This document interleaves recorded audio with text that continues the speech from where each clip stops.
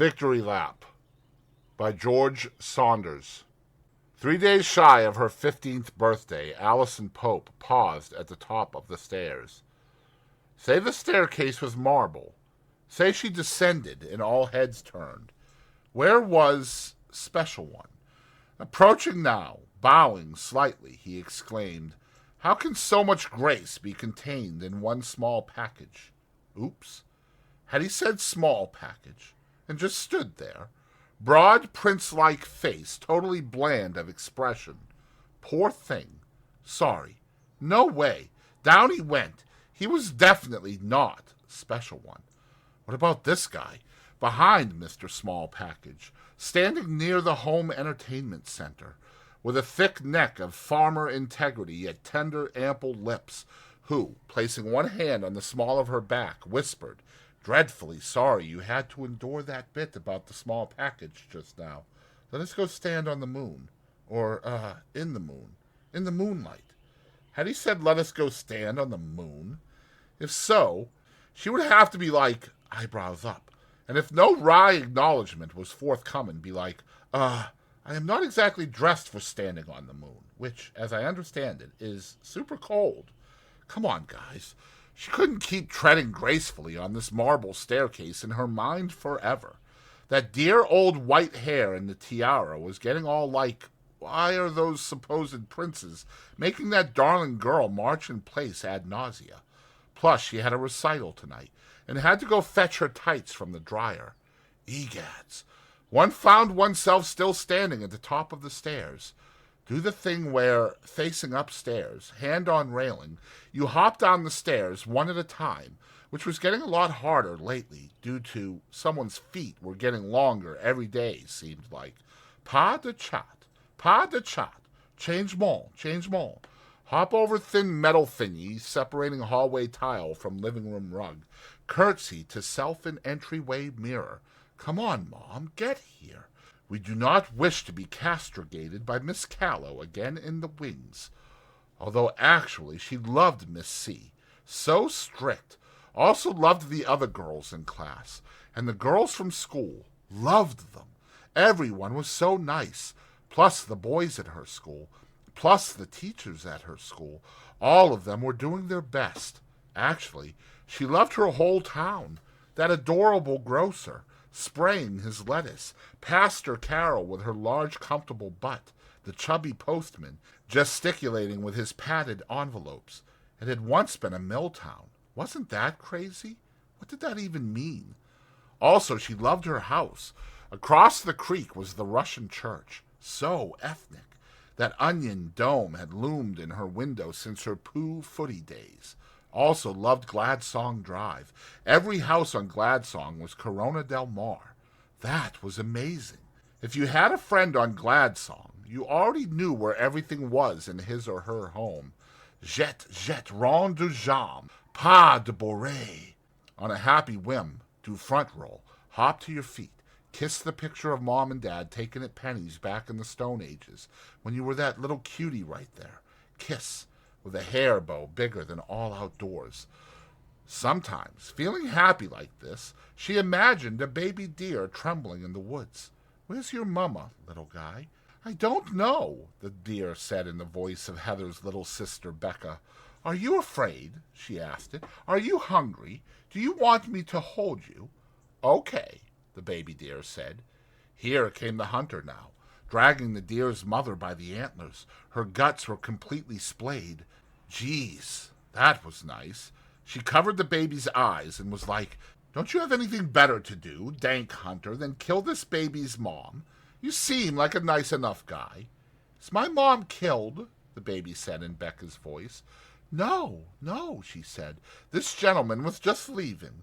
The hunter, captivated by her beauty, doffed his cap, and going down on one knee, said, "If I could will life back into this fawn, I would do so, in hopes you might defer one tender kiss upon our elderly forehead." "Go," she said, "only, for your task of penance, do not eat her. Lay her out in a field of clover, with roses strewn about her, and bestow a choir to softly sing of her foul end."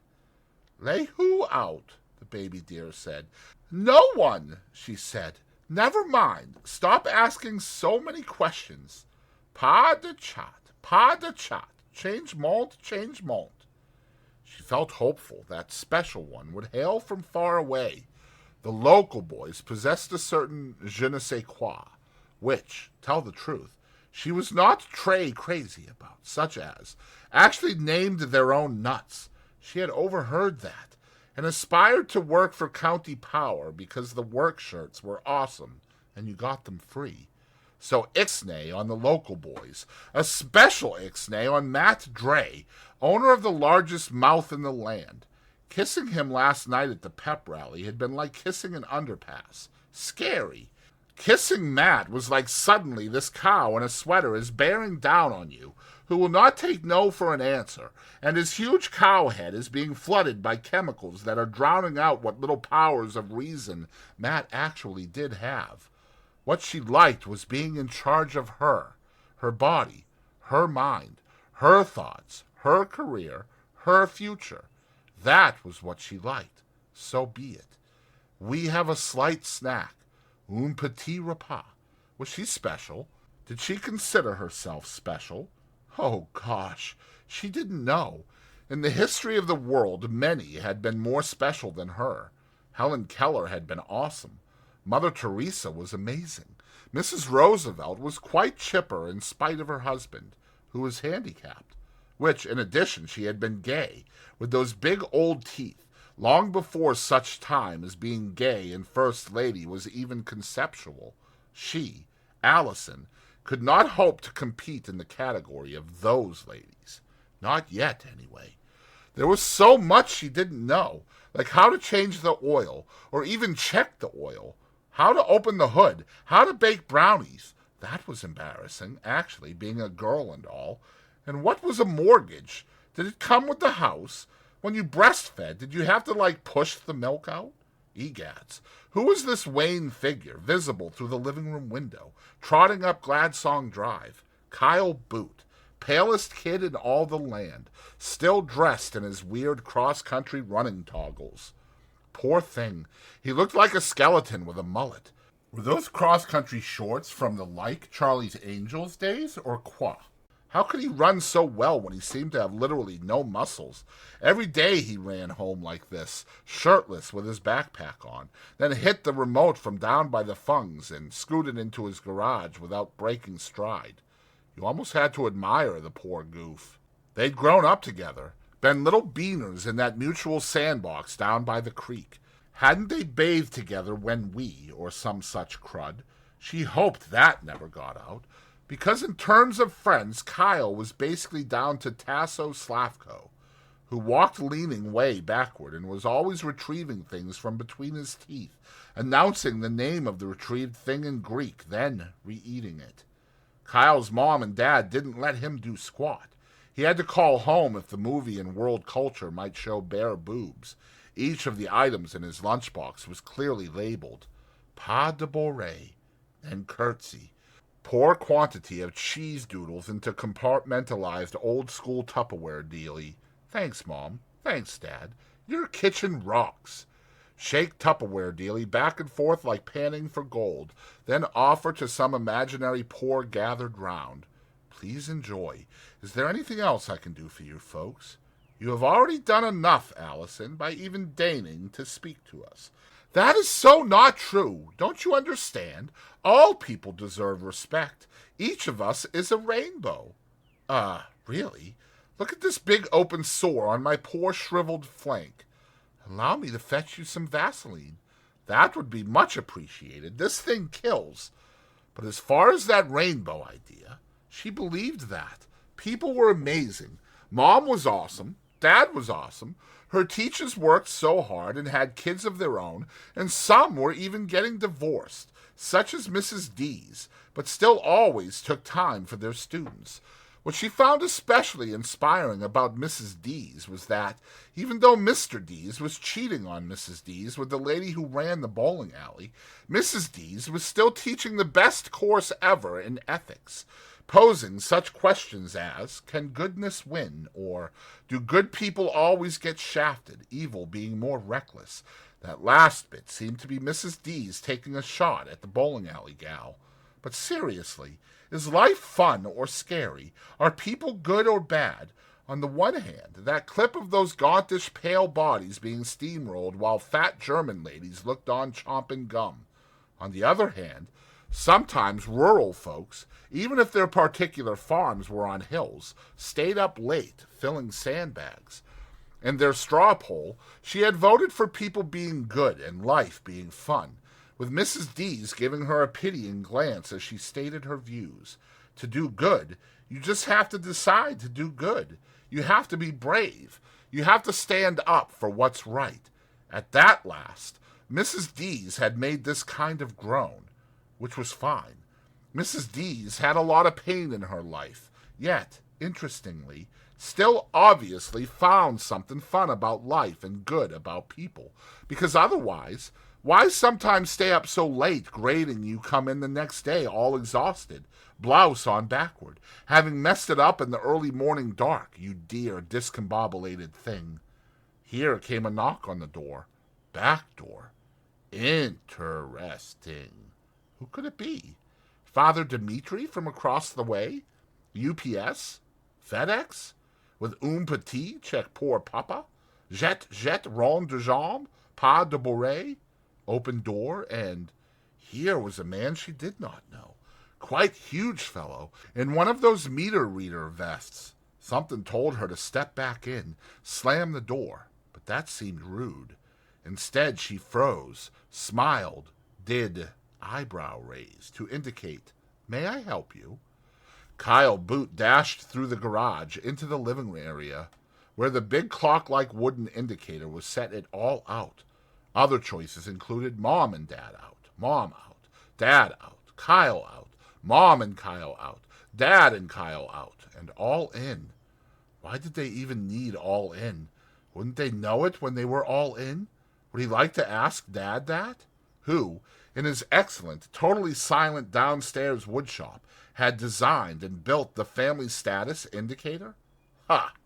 Ha ha! On the kitchen island was a work notice. Scout. New geode on deck. Place in yard per included drawing. No goofing. Rake area first. Put down plastic as I have shown you. Then lay in white rock. This geode expensive. Please take seriously. No reason this should not be done by time I get home. This equal 5 work points. Gar, Dad, do you honestly feel it fair that I should have to slave in the yard until dark, after a rigorous cross-country practice that included 16 440s, 8 880s, a mile for time, a cajillion Drake sprints, and a 5-mile Indian relay? Shoes off, mister. Yoinks. Too late. He was already at the TV, and had left an incriminating trail of microclods. Way verboten. Could the microclods be hand-plucked? Although, problem. If he went back to hand-pluck the microclods, he'd leave an incriminating new trail of microclods. He took off his shoes and stood mentally rehearsing a little show he'd like to call What If, right now. What if they came home right now? It's a funny story, Dad. I came in thoughtlessly, then realized what I'd done. I guess, when I think about it, what I'm happy about is how quickly I self-corrected. The reason I came in so thoughtlessly was I wanted to get right to work, Dad, per your note. He raced in his socks to the garage, threw his shoes into the garage, ran for the vacuum, vacuumed up the microclods, then realized, holy golly, he had thrown his shoes into the garage rather than placing them on the shoe sheet as required, toes facing away from the door for ease of donnage later. He stepped into the garage, placed his shoes on the shoe sheet, stepped back inside. Scout, Dad said in his head. Has anyone ever told you that even the most neatly maintained garage is going to have some oil on its floor, which is now on your socks, being tracked all over the tan Berber? Oh, gar, his ass was grass. But no, celebrate good times. Come on, no oil stain on rug. He tore off his socks. It was absolutely verboten for him to be in the main living area barefoot. Mom and Dad coming home to find him Tarzaning around like some sort of white trasher would not be the least fucking bit swearing in your head. Dad said in his head, "Step up, Scout, be a man. If you want to swear, swear aloud." "I don't want to swear aloud." "Then don't swear in your head." Mom and Dad would be heartsick if they could hear the swearing he sometimes did in his head, such as crap, cunt, shit, turd, dick in the ear, butt creamery. Why couldn't he stop doing that? They thought so highly of him, sending weekly braggy emails to both sets of grandparents, such as, "Kyle's been super busy keeping up his grades while running varsity cross country, though still a sophomore, while setting aside a little time each day to manufacture such humdingers as cunt, swoggle, rear fuck." What was wrong with him? Why couldn't he be grateful for all that Mom and Dad did for him instead of "cornhole the ear cunt, flake fuck the pale vestige with a proddering dick knee"? You could always clear the mind with a hard pinch on your own minimal love handle. Ouch. Hey, today was Tuesday, a major treat day. The 5 new work points for placing the geode, plus his existing 2 work points, totaled 7 work points, which, added to his 8 accrued usual chore points, made 15 total treat points, which could garner him a major treat. For example, 2 handfuls of yogurt-covered raisins, plus 20 free choice TV minutes, although the particular show would have to be negotiated with Dad at the time of cash-in. One thing you will not be watching, Scout, is America's Most Outspoken Dirt Bikers. Whatever. Whatever, Dad. Really, Scout. Whatever. Will it be whatever when I take away all your treat points and force you to quit cross-country, as I have several times threatened to do if a little more cheerful obedience wasn't forthcoming? No, I don't want to quit, Dad. Please, I'm good at it. You'll see. First meet. Even Matt Dre said, "Who is Matt Dre? Some ape on the football team?" Yes. Is his word law? No. What did he say? Little shit can run. Nice talk, Scout. Ape talk. Anyway, you may not make it to the first meet. Your ego seems to be overflowing its banks. And why? Because you can jog. Anyone can jog. Beasts of the field can jog. I'm not quitting. Anal cock shit bird rectum frizz. Please, I'm begging you. It's the only thing I'm decent at. Mom, if he makes me quit, I swear to God drama doesn't suit you, beloved only. If you want the privilege of competing in a team sport, Scout, show us that you can live within our perfectly reasonable system of directives designed to benefit you. Hello. A van had just pulled up in the St. Michael's parking lot. Kyle walked in a controlled, gentlemanly manner to the kitchen counter. On the counter was Kyle's traffic log, which served the dual purpose of 1, buttressing Dad's argument that Father Dimitri should build a soundproof retaining wall, and 2, constituting a data set for a possible science fair project for him, Kyle, entitled, by Dad, Correlation of Church Parking Lot Volume versus Day of Week, with ancillary investigation of Sunday volume throughout year. Smiling agreeably as if he enjoyed filling out the log, Kyle very legibly filled out the log. Vehicle, van, color, gray, make, Chevy. Year, unknown. A guy got out of the van, one of the usual Ruskies. Ruski was in a loud slang. Also, dang it. Also, holy golly. Also, crapper. The Ruski was wearing a jean jacket over a hoodie, which, in Kyle's experience, was not unusual church wear for the Ruskis, who sometimes came directly over from Jiffy Lube, still wearing coveralls. Under vehicle driver, he wrote, probable parishioner. That sucked. Stank, rather. The guy being a stranger, he, Kyle, now had to stay inside until the stranger left the neighborhood, which totally futzed up his geode placing. He'd be out there until midnight. What a detriment. The guy put on a day-glow vest. Dude was a meter reader. The meter reader looked left, then right, leaped across the creek, entered the Pope backyard, passed between the soccer ball rebounder and the in-ground pool, then knocked on the Pope door. Good leap there, Boris. The door swung open. Allison. Kyle's heart was singing. He'd always thought that was just a phrase. Allison was like a national treasure. In the dictionary under beauty, there should be a picture of her in that jean skirt, although lately she didn't seem to like him all that much.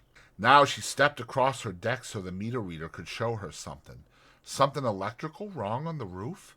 The guy seemed eager to show her. Actually, he had her by the wrist and was like tugging. That was weird, wasn't it? Nothing had ever been weird around here before, so probably it was fine. Probably the guy was just a really new meter reader? Somehow Kyle felt like stepping out onto the deck. He stepped out. The guy froze. Allison's eyes were scared horse eyes. The guy cleared his throat, turned slightly to let Kyle see something. A knife. The meter reader had a knife. Here's what you're doing, the guy said. Standing right there until we leave. Move a muscle, I knife her in the heart. Swear to God. Got it? Kyle's mouth was so spitless, all he could do was make his mouth do the shape it normally did when saying yes. Now they were crossing the yard. Allison threw herself to the ground. The guy hauled her up. She threw herself down. He hauled her up. It was odd seeing Allison tossed like a rag doll in the sanctuary of the perfect yard her dad had made for her. She threw herself down. The guy hissed something and she rose, suddenly docile. In his chest, Kyle felt the many directives, major and minor, he was right now violating. He was on the deck shoeless, on the deck shirtless, was outside when a stranger was near, had engaged with that stranger. Last week, Sean Ball had brought a wig to school to more effectively mimic the way Bev Mirren chewed her hair when nervous. Kyle had briefly considered intervening. At evening meeting, Mom had said that she considered Kyle's decision not to intervene judicious. Dad had said, that was none of your business. You could have been badly hurt. Mom had said, think of all the resources we've invested in you, beloved only. Dad had said, I know we sometimes strike you as strict, but you are literally all we have. They were at the soccer ball rebounder now, Allison's arm up behind her back. She was making a low, repetitive sound of denial, like she was trying to invent a noise that would adequately communicate her feelings about what she just this instant realized was going to happen to her. He was a kid. There was nothing he could do. In his chest, he felt the lush release of pressure that always resulted when he submitted to a directive. There, at his feet, was the geode. He should just look at that until they were gone. It was a great one, maybe the greatest one ever. The crystals at the cutaway glistened in the sun. It would look nice in the yard once he placed it. He'd place it once they were gone. Dad would be impressed that even after what had occurred, he'd remembered to place the geode. That's the ticket, Scout. We are well pleased, beloved only. Super job, Scout. Holy crap. It was happening. She was marching along all meek like the trooper he'd known she'd be.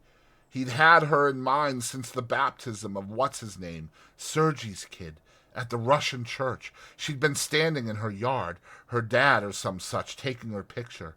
He'd been like, hello, Betty. Kenny had been like, little young bro. He'd been like, for you, Grandpa. When you studied history, the history of cultures, you saw your own individual time as hidebound. There were various theories of acquiescence. In Bible days, a king might ride through a field and go, that one, and she would be brought unto him, and they would duly be betrothed, and if she gave birth unto a son, super, bring out the streamers, she was a keeper. Was she? That first night? Digging it? Probably not. Was she shaking like a leaf? Didn't matter. What mattered was offspring and the furtherance of the lineage, plus the exaltation of the king, which resulted in righteous kingly power. Here was the creek. He marched her right through. The following bullet points remained in the decision matrix. Take to side van door. Shove in. Follow in. Tape wrist's mouth. Hook to chain. Make speech. He had the speech down cold. Had practiced it both in his head and on the recorder. Calm your heart, darling. I know you're scared because you don't know me yet and didn't expect this today, but give me a chance and you will see we will fly high. See, I am putting the knife right over there and I don't expect I'll have to use it, right? If she wouldn't get in the van, punch hard in the gut. Then pick up. Carry to side van door, throw in. Tape wrist's mouth, hook to chain, make speech, etc., etc. Stop. Pause, he said. Gal stopped. Fuck's sake. Side door of the van was locked. How undisciplined was that? Ensuring that the van door was unlocked was clearly indicated on the pre-mission matrix. Melvin appeared in his mind. On Melvin's face was the look of hot disappointment that had always preceded an ass-whooping, which had always preceded the other thing. Put up your hands, Melvin said. Defend yourself. True. Little error there. Should have double-checked the pre-mission matrix. No biggie. Joy, not fear. Melvin was dead 15 years. Mom dead 12. Little bitch was turned around now, looking back at the house. That willfulness wouldn't stand. That was going to get nipped in the bud. He'd have to remember to hurt her early, establish a baseline. Turn the fuck around, he said. She turned around. He unlocked the door, swung it open. Moment of truth. If she got in and let him use the tape, they were home free. He'd picked out a place in Sackett. Big-ass cornfield, dirt road leading in. If fuck-wise it went good, they'd pick up the freeway from there. Basically steal the van. It was Kenny's van. He'd borrowed it for the day. Screw Kenny. Kenny had once called him stupid. Too bad, Kenny. That remark just cost you one van. If fuckwise it went bad and she didn't properly arouse him, he'd abort the activity, truncate the subject, heave the thing out, clean van as necessary, go buy corn, return van to Kenny, say, hey bro, here's a shitload of corn, thanks for the van. I never could have bought a suitable quantity of corn in my car. Then lay low, watch the papers like he'd done with the non-arousing redhead out in... Gal gave him an imploring look like, please don't. Was this a good time? To give her one in the gut? Knock the wind out of her sails? It was. He did. The geode was beautiful. What a beautiful geode. What made it beautiful? What were the principal characteristics of a beautiful geode? Come on, think. Come on, concentrate. She'll recover in time, beloved only. None of our affair, Scout. We're amazed by your good judgment, beloved only. Dimly he noted that Allison had been punched. Eyes on the geode, he heard the little oof. His heart dropped at the thought of what he was letting happen. They'd used goldfish snacks as coins. They'd made bridges out of rocks, down by the creek, back in the day. Oh, God, he should have never stepped outside. Once they were gone, he'd just go back inside, pretend he'd never stepped out, make the model railroad town, still be making it when Mom and Dad got home. When eventually someone told him about it, he'd make a certain face. Already on his face, he could feel the face he would make, like, what? Allison? Raped? Killed? Oh, God! Raped and killed while I innocently made my railroad town? Sitting cross-legged and unaware on the floor like a tiny little... No. They'd be gone soon. Then he could go inside, call 911, although then everyone would know he'd done nothing. All his future life would be bad. Forever he'd be the guy who'd done nothing. Besides, calling wouldn't do any good. They'd be long gone. The Parkway was just across Featherstone, with like 1,000,000 arteries and clover leaves or whatever sprouting out of it. So that was that. In he'd go, as soon as they left. Leave, he thought, so I can go inside. Forget this ever. Then he was running across the lawn. Oh, God, what was he doing? Jesus, shit, the directives he was violating. Running in the yard, bad for the sod. Transporting a geode without its protective wrapping. Hopping the fence, which stressed the fence, which had cost a pretty penny. Leaving the yard barefoot. Entering the secondary area without permission. Entering the creek barefoot. Broken glass, dangerous microorganisms. And not only that, oh God, suddenly he saw what this giddy part of himself intended, which was to violate a directive so major and absolute that it wasn't even a directive, since you didn't need a directive to know how totally verboten it was to... He burst out of the creek. the guy still not turning, and let the geode fly into his head, which seemed to emit a weird edge seep of blood even before the skull visibly indented, and the guy sat right on his ass. Yes! Score! It was fun! Fun dominating a grown-up! Fun using the most dazzling gazelle-like leg speed ever seen in the history of mankind to dash soundlessly across space and master this huge galoot, who otherwise right now would be... What if he hadn't? God, what if he hadn't? He imagined the guy bending Allison in two like a pale garment bag while pulling her hair and thrusting bluntly as he, Kyle, sat cowed and obedient, tiny railroad viaduct grasped in his pathetic babyish. Jesus! He skipped over and hurled the geode through the windshield of the van, which imploded, producing an inward rain of glass shards that made the sound of thousands of tiny bamboo wind chimes. He scrambled up the hood of the van, retrieved the geode. Really? Really? You were going to ruin her life? Ruin my life? You cunt probe dick munch ass gashing animal? Who's bossing who now? Gash ass jizz lips turd munch. He'd never felt so strong, angry, wild. Who's the man? Who's your daddy? What else must he do to ensure that animal did no further harm? You still moving, freak? Got a plan, stroke dick? Want a skull gash on top of your existing skull gash, big man? You think I won't? You think I... Easy, Scout. You're out of control. Slow your motor down, beloved only. Quiet. I'm the boss of me. Fuck. What the hell? What was he doing on the ground? Had he tripped? Did someone wonk him? Did a branch fall? God damn! He touched his head. His hand came away bloody. The beanpole kid was bending to pick something up. A rock. Why was that kid off his porch? Where was the knife? Where was the gal? Crab crawling toward the creek. Flying across her yard. Going into her house. Fuck it. Everything was fucked. Better hit the road. With what? His good looks? He had $8 total. Ah, Christ. The kid had smashed the windshield with the rock. Kenny was not going to like that one bit. He tried to stand but couldn't. The blood was just pouring out. He was not going to jail again. No way. He'd slit his wrists. Where was the knife? He'd stab himself in the chest. That had nobility. Then the people would know his name. Which of them had the balls to samurai themselves with a knife in the chest? None. Nobody. Go ahead, pussy. Do it. No. The king does not take his own life. The superior man silently accepts the mindless rebuke of the rabble.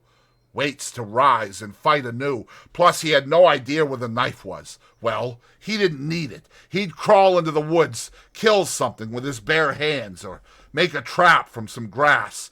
Was he going to barf? There he had, right on his lap. Figures you'd blow the simplest thing, Melvin said. Melvin, God, can't you see my head is bleeding so bad? A kid did it to you. You're a joke. You got fucked by a kid. Oh, sirens, perfect. Well, it was a sad day for the cops. He'd fight them hand to hand. He'd sit until the last moment, watching them draw near, doing a silent death mantra that would centralize all his life power in his fists. He sat thinking about his fists. They were huge granite boulders. They were a pit bull each. He tried to get up. Somehow his legs weren't working. He hoped the cops would get here soon. His head really hurt. When he touched up there, things moved. It was like he was wearing a gore cap. He was going to need a bunch of stitches. He hoped it wouldn't hurt too much. Probably it would, though. Where was that beanpole kid? Oh, here he was, looming over him, blocking out the sun, rock held high, yelling something. But he couldn't tell what, because of the ringing in his ears. Then he saw that the kid was going to bring the rock down.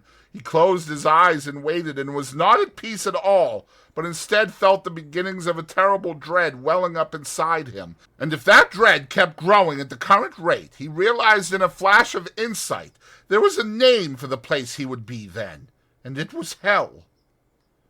Allison stood at the kitchen window. She'd peed herself, which was fine. People did that when super scared. She'd noticed it while making the call. Her hands had been shaking so bad. They still were. One leg was doing the thumper thing.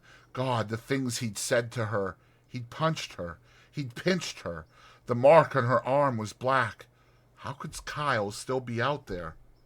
But there he was, in those comical shorts, so confident he was goofing around, hands clenched over his head like a boxer from some cute alt universe where a kid that skinny could actually win a fight against a guy with a knife. Wait. His hands weren't clenched. He was holding the rock, shouting something down at the guy, who was on his knees, like the blindfolded Chinese fellow in that video they'd seen in history, about to get sword killed by a formal dude in a helmet. Kyle, don't, she whispered. For months afterwards, she had nightmares in which Kyle brought the rock down. She was on the deck trying to scream his name, but nothing was coming out. Down came the rock. Then the guy had no head. The blow just literally dissolved his head. Then his body tumped over and Kyle turned to her with this heartbroken look of, "My life is over. I have killed a guy." Why was it, she sometimes wondered, that in dreams we can't do the simplest things? Like a crying puppy is standing on some broken glass and you want to pick it up and brush the shards off its pads, but you can't because you're balancing a ball on your head. Or you're driving, and there's this old guy on crutches, and you go to Mr. Fetter, your driver's ed teacher, "Should I swerve?" And he's like, probably. But then you hear this big clunk, and Fetter makes a negative mark in his book. Sometimes she'd wake up crying from the dream about Kyle. The last time, Mom and Dad were already there, going, "That's not how it was. Remember, Allie, how did it happen? Say it. Say it out loud. Allie, can you tell Mommy and Daddy how it really happened?" "I ran outside," she said. "I shouted." "That's right," Dad said. "You shouted. Shouted like a champ." "And what did Kyle do?" Mom said. "Put down the rock," she said. "A bad thing happened to you kids," Dad said. "But it could have been worse. So much worse," Mom said. "But because of you kids," Dad said, "it wasn't." "You did so good," Mom said. "Did beautiful," Dad said.